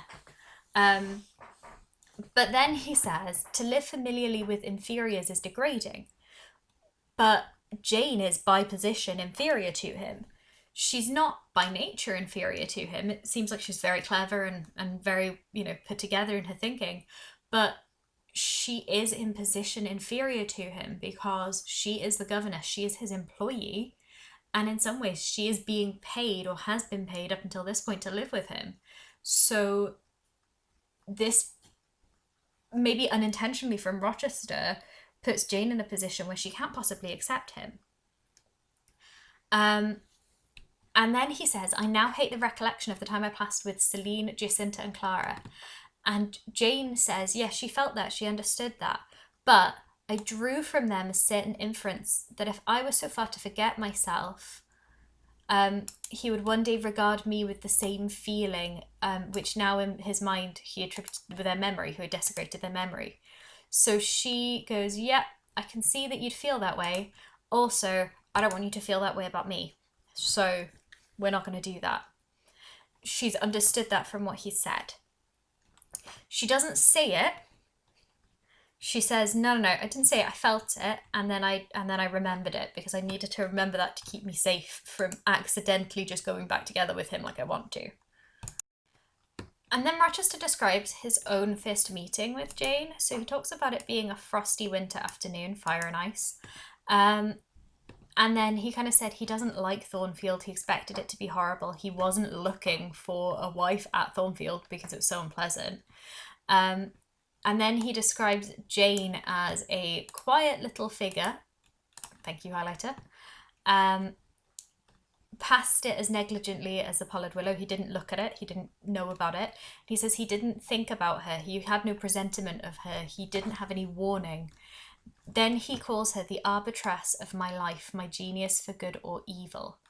So although she's in a humble guise and she looks very normal, he says that she's got this power over him, that she's like the arbitress of his life, the judge of how his life is going to go.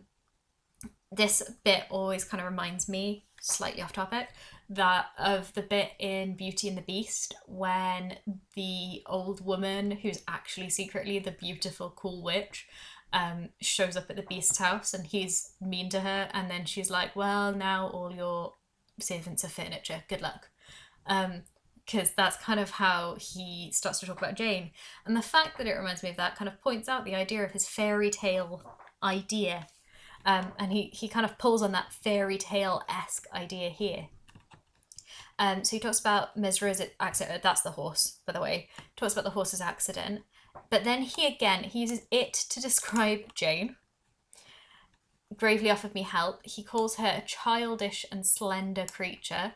Again, childish is particularly odd in the context of the novel because she is a lot younger than him, and that does make their relationship have a very bizarre power dynamic. Then he describes her as a linnet, which is a little bird. Remember we talked about how Jane is described as a little bird. Hopped to my foot and proposed to bear me on its tiny wing. So again, the idea that she's small, the idea that she's bird-like or fragile. He calls her the thing, which is very kind of dismissive, but again shows this idea that he doesn't treat her in the same way. He treats her, although he doesn't treat her in the same way that he treats Bertha, because he likes Jane and he doesn't like Bertha, he doesn't view either of them entirely as a human person in their own right. Um, and he describes her as having strange perseverance and a sort of authority. Well, yeah, that would be Jane. And that's what he likes about her, is her authority, even though she's not the authority in the situation. She doesn't have any reason to be in charge. She's not in charge. And again, Rochester uses that kind of fairy tale language, so he describes her as an elf again, rather than as a person. He hasn't really recognized Jane for being who she is as a person. He then says that he was watching her, observing her, which is exactly as creepy as you think, while she's playing. It was a snowy day, Fire and Ice. He watches them playing, but again, by the way, how much does this remind you of Beauty and the Beast as well? But again, the idea that she is patient with the kid, but she's thinking somewhere else. And then he watches her thinking, and that's what he likes about her, is her thinking. She looks out of the window and he thinks about what she's thinking about. So that's what he likes about her, is the idea that she's thinking, that she's got thoughts, that she's got a mind. And he's spoken about the idea that her mind is his treasure. That's what he likes about her. And that she's hopeful and youthful. So she's what he's missing in his life. Mrs. Fairfax calls her and she goes away, but he's kind of thinking about her and kind of thinking about what he thinks her thoughts are. And he kind of talks about the idea that Jane is full of contrasts to him, and that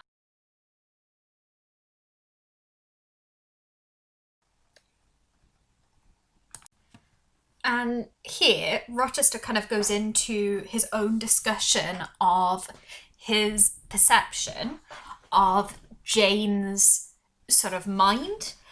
First of all, I've got a little bit of fire and ice here, which, you know, always fun to do a little bit of fire and ice there, so let's highlight that bit. And then also the way that he talks about her is to do with the idea that she's unafraid of him, she's her own person, she's independent. So arguably the thing that he calls like the kind of hitch in her character is the same thing that he liked about her originally. I think this is quite a nice quotation if you're looking for one to describe her. A simple yet sagacious grace, the idea that she is simple but wise. She's got a grace that's related to her wisdom. And he says initially that he was worried that if he handled the flower too freely, like if he were too forward with her, he would ruin the relationship that he was generating with her. And he talks about his love for Jane and how much he wished that he could kind of grasp her to him. And Jane is really feeling tortured because she is going to leave him. She says, I knew what I must do and do soon. So she is very much resolved. And therefore, when he says, what necessity is there to dwell on the past when the present is so much surer, the future so much brighter? She calls that an infatuated assertion, so it's foolish. Do you remember ignis fatuus? We talked about fatuous meaning foolish. It's the same idea here. She thinks that he's being foolish because they have a different perception of what's about to happen. So he then tries to explain the situation, and can you see how he does that as a rhetorical question? So he's assuming her agreement almost in the situation. Obviously we know because we can see her thought process through the narration that she does not agree. But if you look here, he says, you are my sympathy, my better self, my good angel. So you've got that repetition of the possessive there, and also making her not a person, making her an element of someone else. The sympathy, so just the feeling of someone else, or the better self, so it's just a reflection of him, or an angel. She said before she's not an angel, she's a person, and he hasn't taken that on, he hasn't listened to it. So you have this element where he is dehumanizing her by praising her. And then also, A little bit of fire and ice. So we've got fervent. We talked about how fervent links to the idea of a fire.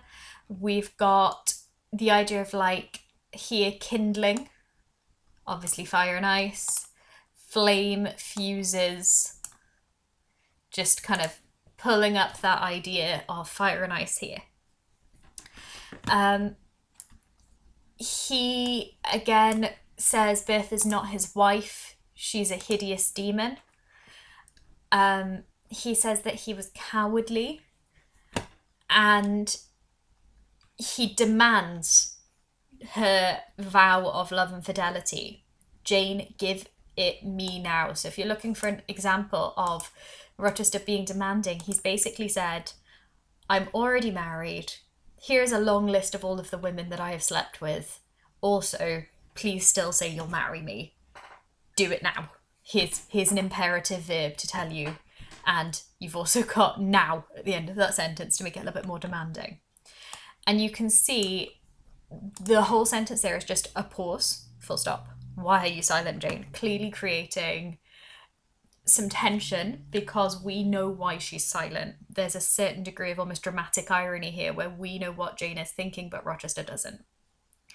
And I think the choice of the sentence fragment, a pause, shows how fragmented that conversation has become because they're both on set. It's not a whole conversation. They're both having separate conversations to each other. And when she refuses him, here then, we can see that the language of fire and ice comes through. So a hand of fiery iron grasped my vitals. A, very gothic, but also B, fire and ice. And she talks about struggle, blackness, burning. It's a terrible moment, but also it's linked to the idea of fire because it's a passionate, it's an emotional moment rather than a rational moment. And he knows that she knows that she has to leave, and he is doing anything to make her promise. Just this promise, I will be yours, Mr. Rochester. He is literally putting words into her mouth, telling her what to say. So when she repeats it and she says, I will not be yours, can you see how another long silence is used? And the sentence is increased because it went from silence to another long silence. It's adding that extra word in. There are more syllables, but it's still a sentence fragment. It's still showing how broken down it is. And so it creates even more of the same tension that was there before. It shows the awkwardness that's been introduced into this conversation. And she becomes stone cold in her terror. So that's your fire and ice coming through there, that she's become ice. She's become cold there, with this fear of what's going to happen to her in the future and what's going to happen to him as a result. Now it says here that his voice was the pant of a lion rising. So you have this idea that she is in some way afraid of Rochester. So you've got the ominous terror and he seems threatening. Remember earlier in the chapter he said, if you won't listen to reason, then I'll try violence. So we know that that's already something she might be worried about. And Rochester tries to manipulate the situation. So you can see that in the additions. So he says, do you mean it now and now? Trying to push it. And the first time he leans forward and embraces her, and the second time he kisses her, he's desperately trying to change her mind. But every time, you see how 3 times she repeats, I do. The idea is that she will not be altered by him, even though he is doing everything he can to manipulate the situation.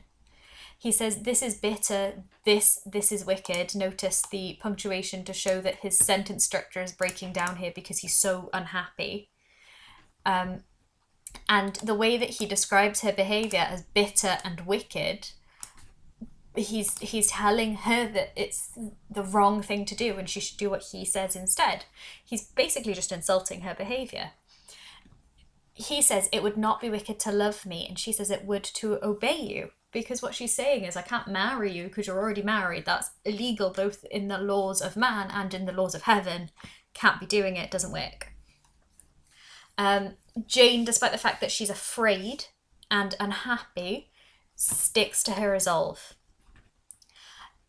And Rochester again tries to manipulate the situation with her when he says, think about my horrible life, I won't have any happiness. He's got these rhetorical questions to try to persuade her. What is left? What shall I do, Jane? Where turn?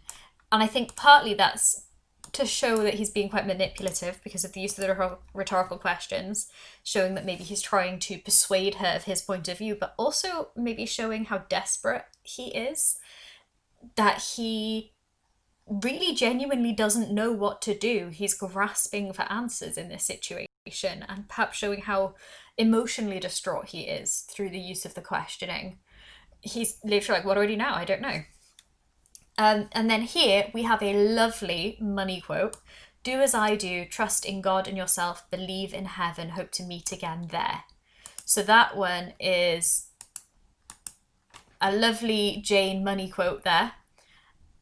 And the reason it's so good is you've got the short sentences. Duh, duh, duh. So it shows how resolved and carefully thought out and linear her thought process is. The idea that she is not going to behave in a persuasive way, she is not going to behave in a manipulative way. She is resolved on the correct course of action and she is going to follow it whatever happens. She shows that she wants to lead him by example, do as I do, which is a leadership role that you maybe wouldn't expect for a female character in a Victorian novel.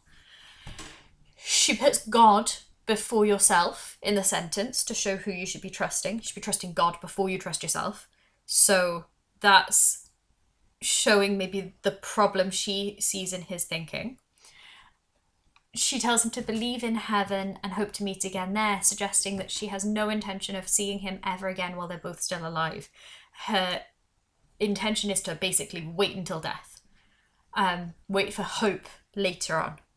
So this kind of shows the hopelessness of the situation, but the reason that Jane is able to be resolved in the situation is because she thinks the best hope that they have together as a couple is to hope to meet again in heaven.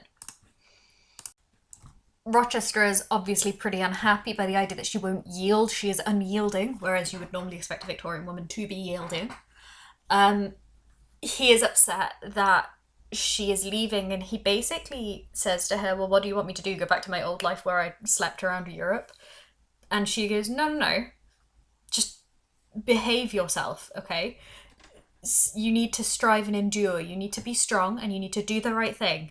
That's how we're going to move on. But don't worry, you're going to forget me before I forget you, because in fairness, he is a higher status person than she is, and maybe she thinks that's how their relationship will go.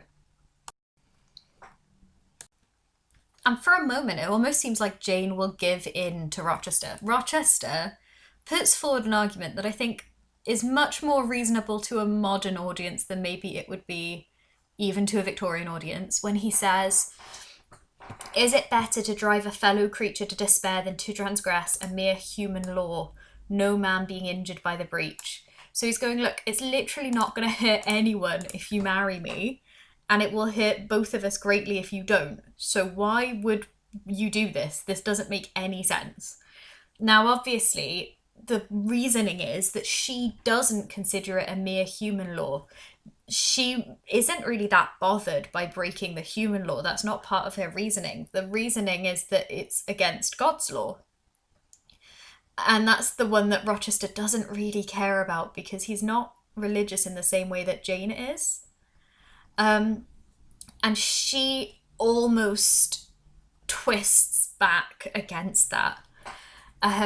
She starts to feel really guilty, and if you look at the language, you can see you've got the idea of a conscience and reason turned traitors. So you've got the idea of like treachery, which is a crime. And this language of crime kind of goes here, charged me with crime in resisting him. So it's this idea that she feels almost like she's doing something wrong, or almost guilty in the way that she's behaving. And she says, it's true, look, I don't have any family. No one's going to be upset if I marry him, even if he's already married, or if I live with him as a mistress. It's not going to be a problem in terms of the humans around me, which means the only reason that it's a problem is her own self-respect and her own belief in the judgment of God. But then we get the bit where Jane kind of sticks up for herself and has a degree of individual strength. And this is so money quote, big chunks of this. So let's take parts of it. So she says, I care for myself. Notice the italics on I, because she is the one who's important. And the use of the reflexive, myself, reflexive with an X, because she is doing it for her. She is both the subject and the object of her own sentence. She is the one who is doing it. She then has the more solitary, the more friendless, the more unsustained, the more I will respect myself, I will keep the law given by God. So she cares for herself. She has independence, and the reason that she supports that as well is she feels that this is a law that's given by God. Yeah, it's sanctioned by man, but that's not important. It's God's law first. Look at the structure of the sentence. The first clause in the sentence is about God. And she says, even if she's alone, she has independence. She is her own person. She is able to look after herself. Then she says, laws and principles are not for times when there is no temptation. They are for moments such as this. So it's the idea that there's no point in having a law. There's no point in having morality if you break it every time there's temptation. Laws and principles aren't about the times when it's easy to keep them. They're about the times when it's hard to keep them. What would be the worth if you could just break laws whenever you wanted? And she says that she feels insane, quite insane, with my veins running fire. So you've got your fire and ice coming through here, and she links the idea of fire with insanity. I wonder if there's another character in this book who links the idea of fire with insanity. So she stops it and she says, look, there I plant my foot. This is the end. I have to stick to this now. That's all I can do, because what I want to do is do something else. This is what she has to stick to.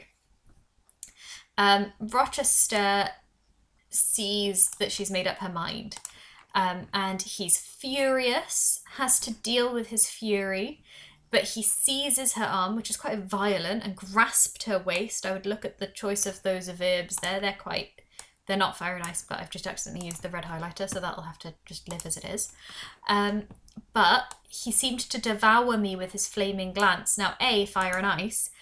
B, seized, grasped, devour. He's almost monstrous towards her. He's almost like he's picked her up and eaten her. She feels sort of swept away by it, but it's almost quite violent in the way that it is. And then you have the idea that she feels like stubble, as in like dry grass that's been cut, exposed to the draft and glow of a furnace, fire and ice. So if she's the dry grass, he's the fire. And she feels like she can't help but go with him, in the same way that if you held a flame to dry grass, it couldn't help but catch light. But she kind of says, hang on a second, no, I've held it together. Even though his grip was painful. So it's the idea that he is genuinely being quite violent in the way that he's behaving towards her.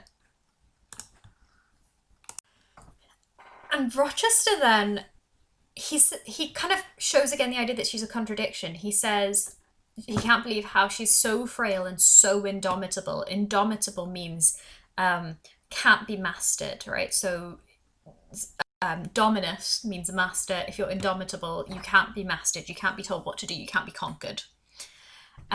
He compares her to a reed and says she's so small. And if you look at how violent it is, he ground his teeth. So this is quite, animalistic and quite violent. He shook her with force. He said, I could bend her with my finger and thumb. So the idea that she's so much smaller than he is.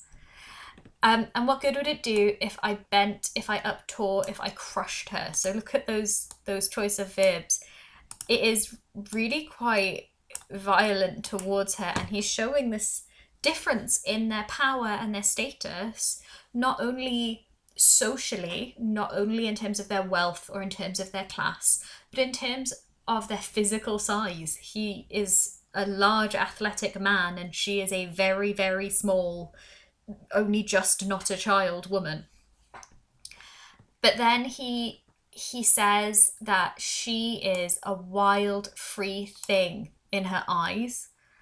I think that in some ways kind of compares her. You think about the imagery of a bird. I think that the imagery of a caged bird kind of comes through here, but also the fact that he calls her a thing, a wild thing, links her back to Bertha again. Whatever I do with its cage, I cannot get at it. Well, this again sort of links the treatment of Bertha to the treatment of Jane, and I think this, if you were looking for a reading of the novel where Rochester is a bad person who locked a perfectly sane woman in the attic and made her crazy, this paragraph is a great place to look for evidence to support that, because he effectively suggests the concept of imprisonment in relationship to Jane. But its cage is actually her physical body. So if you imagine your soul is inside your body and your body is the cage for your soul. And he says, if I rend the slight prison.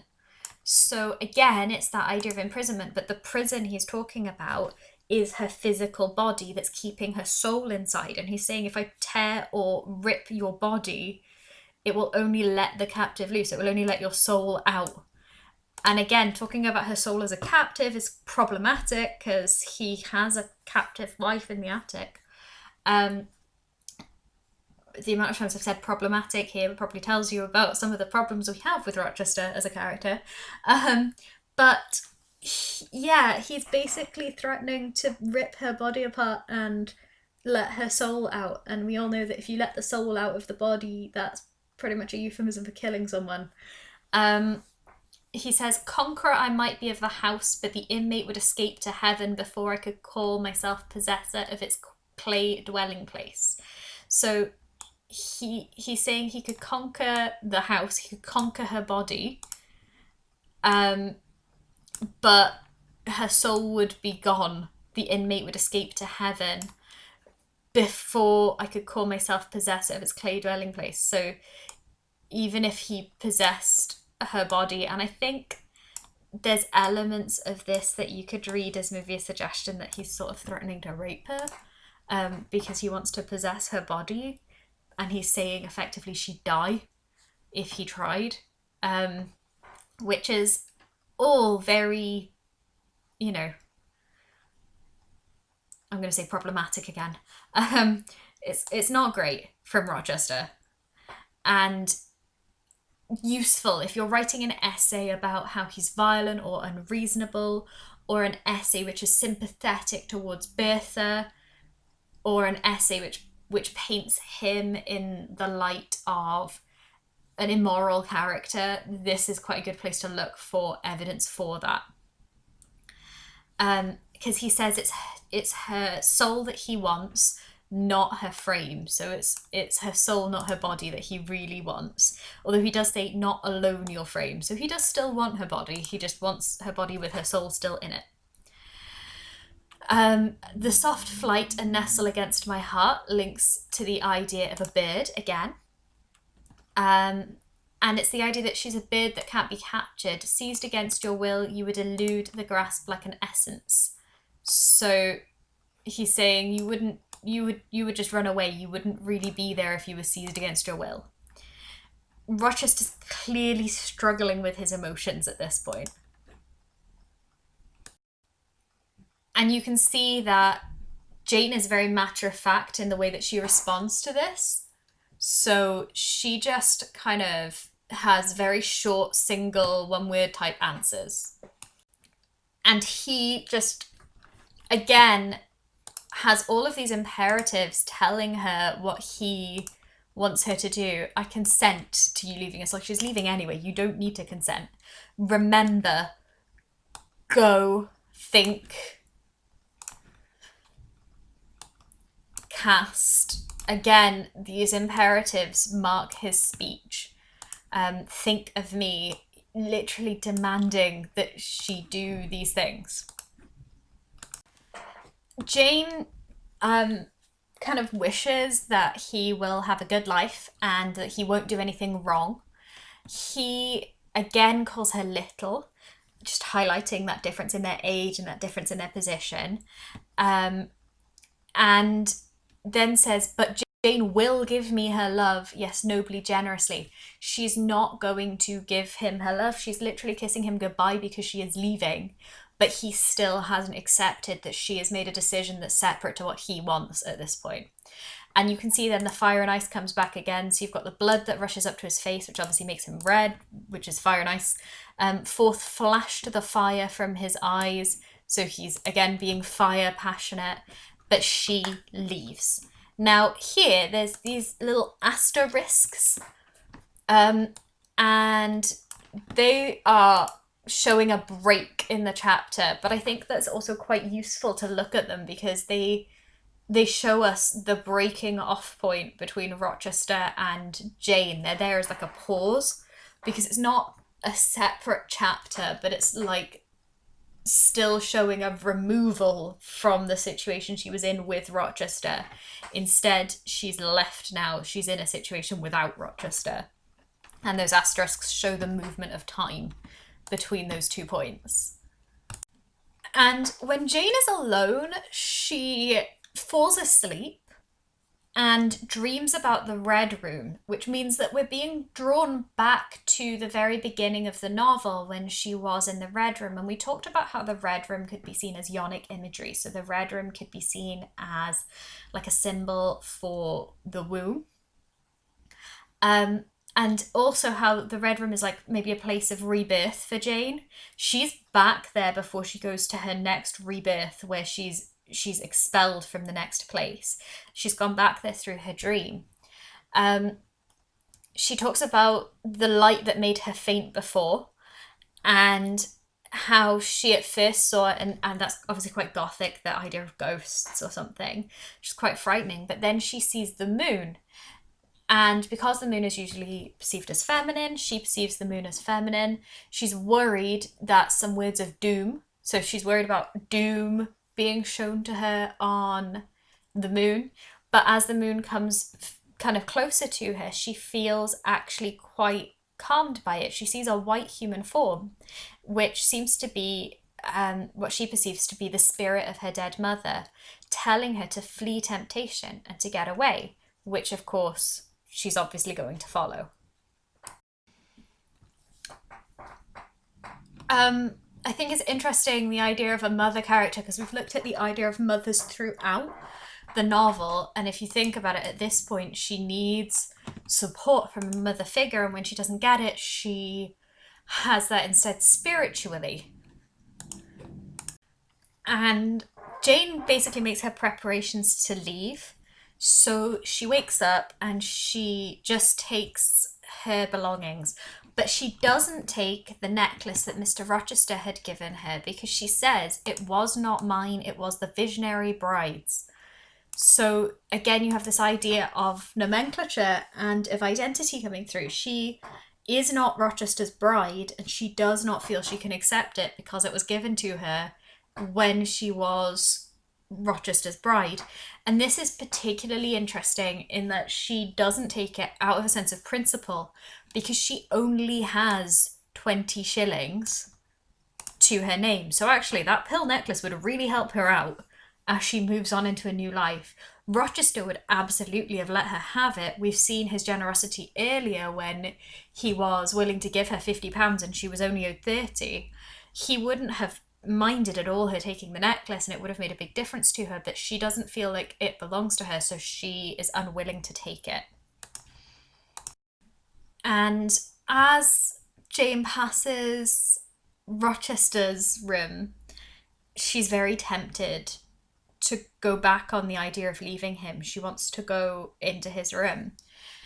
And she describes it, "There was a heaven, a temporary heaven in this room for me if I chose."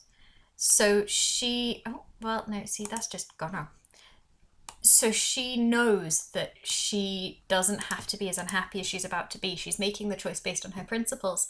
But I think the key word in that quotation is temporary. So there was a heaven, a temporary heaven. That repetition of heaven But the second time, with that modifier, with that adjective to show that it's temporary, shows the idea that the reason she's not taking it is because she is expecting an eternal heaven later on. So why would you give up your eternal heaven for a temporary heaven instead? And she says that she kind of almost wants to go back to him. She actually reaches out her hand towards the lock, but catches it back. So she almost wants to go in for that situation. And the temptation is so strong. And in some ways, you could use that to underline a point about how strong her morals are in this situation. So she packs up some food and she gets ready to go. But the key part here actually is she doesn't want to think back to the past and she doesn't want to think forward to the future. So she said the first was a page so heavenly sweet, so deadly sad that to read one line of it would dissolve my courage and break down my energy. The last was an awful blank, something like the world when the deluge was gone by. So, describing her life in pages, lines, and blanks is describing her life meta-narratively, as though it is a novel, but her life is a novel, so it becomes a meta-narrative where she's talking about the book as though it's a book. And remember, in the context of this, it's a book that supposedly the character Jane wrote about her life after all of the events had happened, but actually the character of Jane didn't write it. Charlotte Bronte wrote a book about a girl who wrote a book about her life. And here she's talking about her life as though it's a book, in the book that she supposedly wrote that she didn't write because actually Charlotte Bronte wrote it, because Jane Eyre is fictional. There are layers. So she feels like she can't go back and think about the past. She feels like she can't go forward and think about the future. She talked about something like the world when the deluge was gone by. So that's the flood, as in, from primary school, probably Noah's Ark.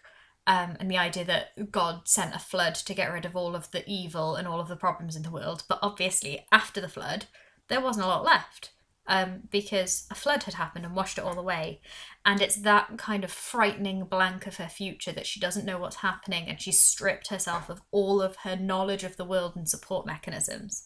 Because in her life, she's not really ever been outside in the world by herself. She left Lowood and came straight to Thornfield. She's not known a lot else.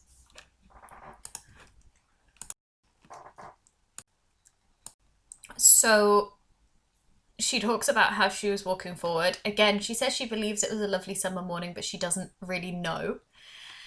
And she doesn't really look at it. Then she describes herself. She says, he who's taken out to pass through a fair scene to the scaffold thinks not of the flowers that smile on his road, but of the block and axe edge, of the disseverment of bone and vein, of the grave gaping at the end. So, first of all, obviously, you've got this kind of gothic imagery of beheading, disseverment of bone and vein, of the grave gaping at the end. But it's also showing the idea that she feels like it's a death to her, so that's why she's not enjoying the scenery.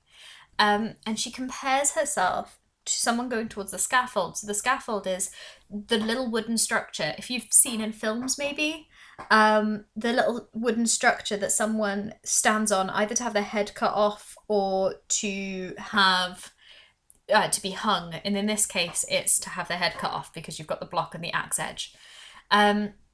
So she feels like this is a beheading for her, and I suppose that's designed to show the physical pain that she's in, but also the reason why she's not enjoying the nice view, because she doesn't feel in the right place in her mind to enjoy a nice view.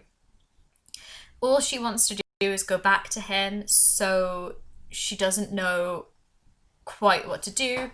She says that she knows she can still stop him from having to feel the pain of losing her, so she could go back, and that's actually what's upsetting her in some ways, is the fact that she knows that she's causing him pain. And she is really worried that he's going to abandon himself, that he's going to not look after himself properly, and that's what upsets her more than the fact that she's leaving him, even, is that she doesn't think he can cope without her, which in fairness we see at the end of the novel he absolutely can. He totally needs her. And she talks about it in terms of physical pain. So she talks about it as an arrow in her, the feeling of the pain that she feels. An arrow in her breast. It tore me when I tried to extract it. It sickened me when remembrance thrust it farther in. So again, you've got this kind of gothic imagery of basically being stabbed by her feelings. Birds began singing. Birds were faithful to their mates, so she doesn't feel herself as good as a bird. Birds were emblems of love. What was I? She literally hates herself. She tells us here, I abhorred myself. So she doesn't feel herself good enough to even be a bird, and we've seen her compared to birds again and again, but here she doesn't even feel like herself. But she says she can't go back. She basically puts her trust in God. She says God must have led her on, because she doesn't feel like her own will and conscience were strong enough to do it.